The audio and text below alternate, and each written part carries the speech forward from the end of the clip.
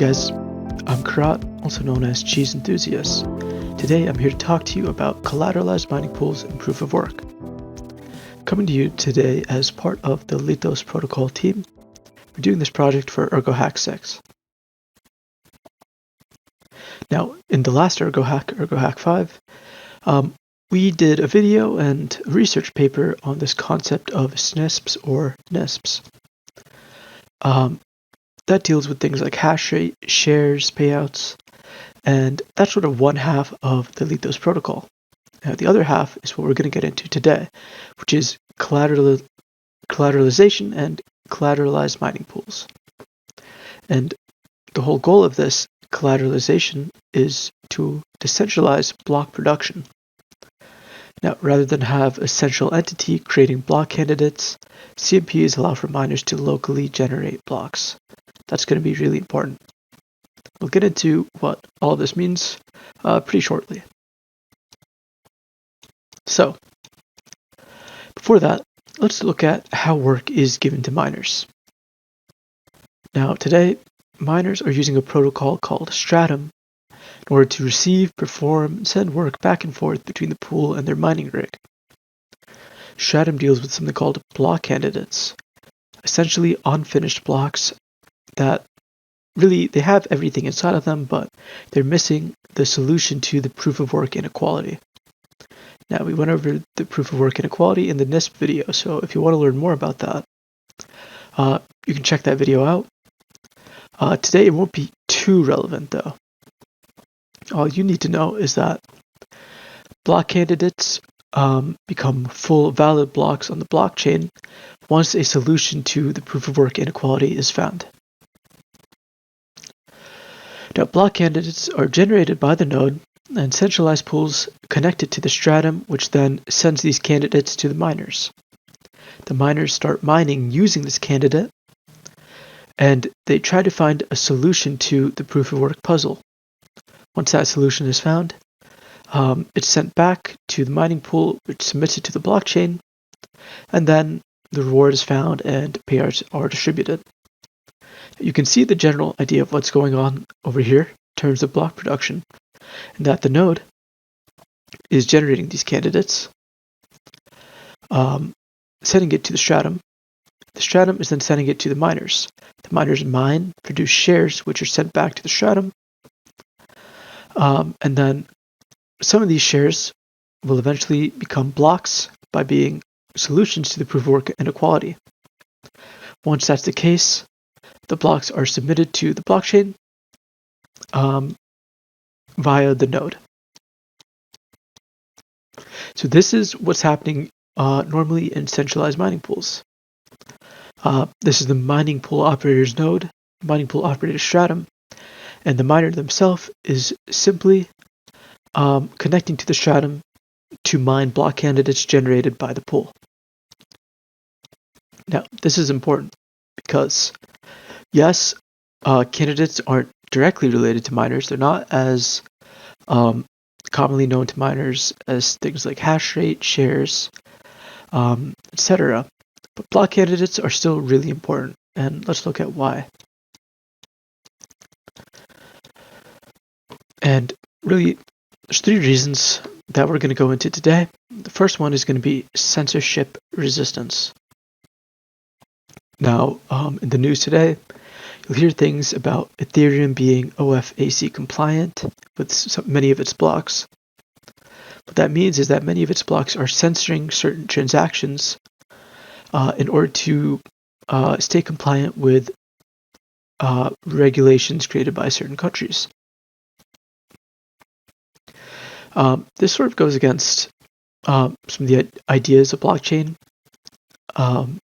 in general. So it seems that resistance to censorship would be quite important. Now, one of the reasons that censorship is so easy to perform on Ethereum is that the block producers seem to be quite centralized. Centralized block producers means that there's less block producers to choose from. On Ethereum, it would be stakers choosing certain block producers. But here on Ergo, where proof of work would be miners choosing certain block producers or choosing certain mining pools. The problem is that these block producers are limited. That means that if they do need to follow regulations, there aren't many options for you to go to if you want to submit a transaction that goes against these regulations. Allowing local block production means that there's going to be a huge amount of block producers creating blocks independently from one another. What that means, simply, is that censorship is harder to perform because there's just such a larger pool of people to choose from when you're submitting transactions. Now, the second reason why block candidates are relevant or additional profits, what that really goes into is this idea of MEV, or miner extractable value. And you've probably heard of MEV before on Ethereum.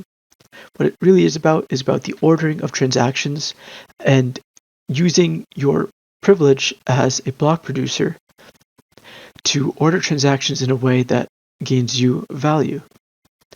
Now, if pools all generate their own blocks, then they can use MEV to their own advantage and generate value for them.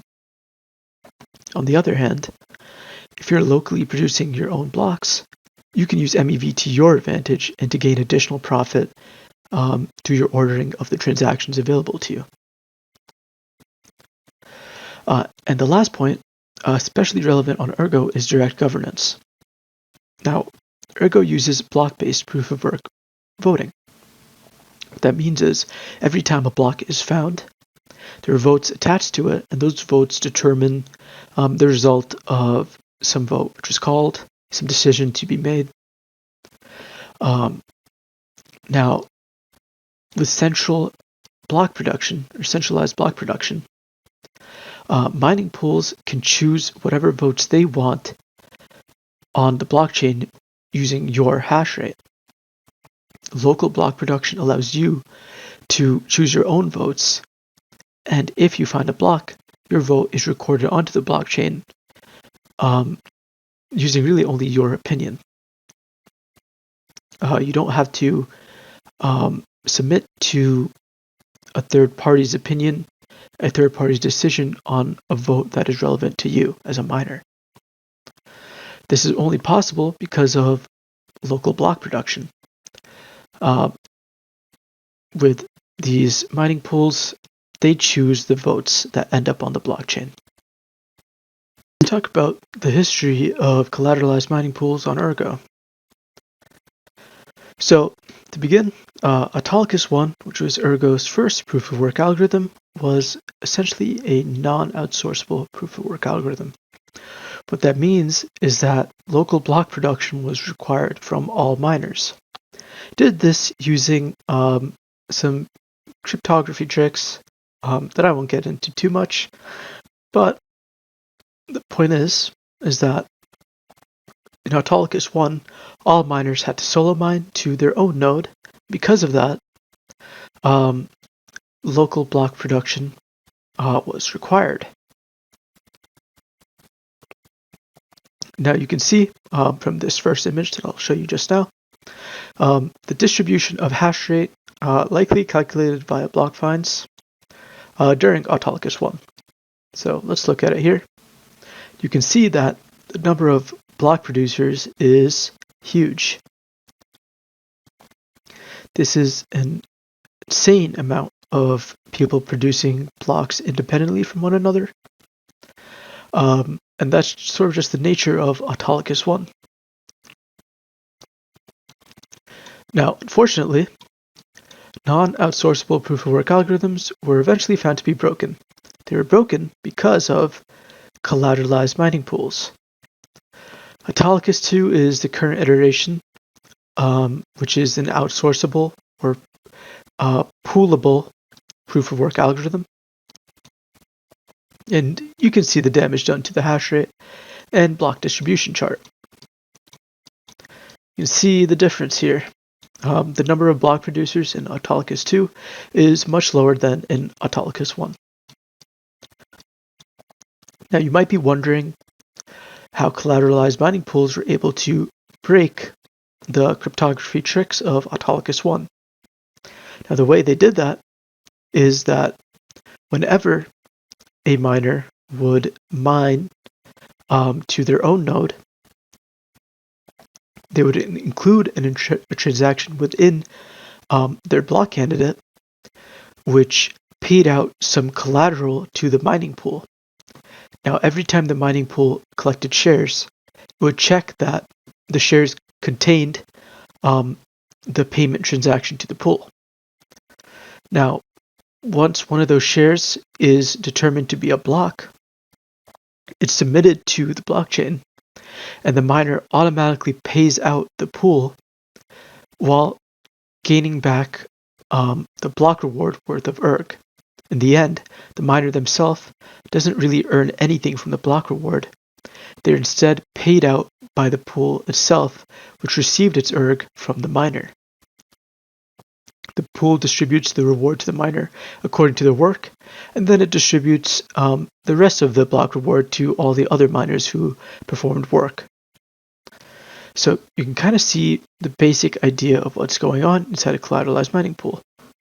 Miners are setting aside some collateral, and they're paying it out to the pool whenever they mine a block. So let's look at CMPs. They were used to break non-outsourceability in the past in Autolycus I. But today, they can still be used in order to allow for local block production in an outsourceable setting, in one where mining pools are allowed. And the reason for this is that CMP smart contracts allow for the block reward to be sent to a smart contract-based pool, and by doing so, they allow for decentralized mining pools that still utilize local block production. So what we're saying here is that we can still use this concept of collateralization, but instead of having the miners pay out their collateral to a mining pool, which is some central entity, they can instead pay it out to a smart contract. This smart contract, likely one that uses SNISPs or NISPs, will then eventually distribute the reward accordingly to the work that each miner put in. The important part is that the miner places their collateral in its own smart contract, which then eventually makes its way to the pool contract. Now, in the past, CMPs worked by having miners collateralize one block reward's worth of Erg. The collateral was paid to the pool, and the block reward went back to the miner, so that the block reward gained a net zero except for the rewards given to them by the pool itself. Now, CMPs on Lithos will work similarly now, with the added feature of allowing for third-party collateral. Now, our reasoning for allowing for third-party collateral, or essentially collateral not created by a miner themselves, is because by having miners having this requirement of collateralizing one block reward's worth of Erg, means that new miners cannot participate in the decentralized pool. They would need to mine a little bit, gain some Erg, and then finally participate in the decentralized pool. We don't really want that. We want miners to essentially be able to participate in the pool even if they haven't mined any Erg at all yet. Allowing for third-party collateral means that miners can use collateral given by a lender, by someone not mining. They can use that collateral to pay out the mining pool. In return, the lender gains some fee from the miner or the mining pool itself. This essentially encourages a DeFi market, which allows for third parties to gain yield on their Erg, while at the same time helping to decentralize the Ergo blockchain by collateralizing decentralized mining pools. That's really the whole core of collateralized mining pools, and why we want to include them in the Lithos protocol. They allow for local block production. They encourage DeFi. And they can be made in such a way that miners can participate in the pool without already needing some ERG to begin with. Now, in general, this is what a block would look like. Essentially, the miner would gain the miner reward in the coin-based transaction. Then, at the same time, the miner would pay their collateral to the pool contract. These two transactions are inserted into the block before any other transactions from the mempool are added in.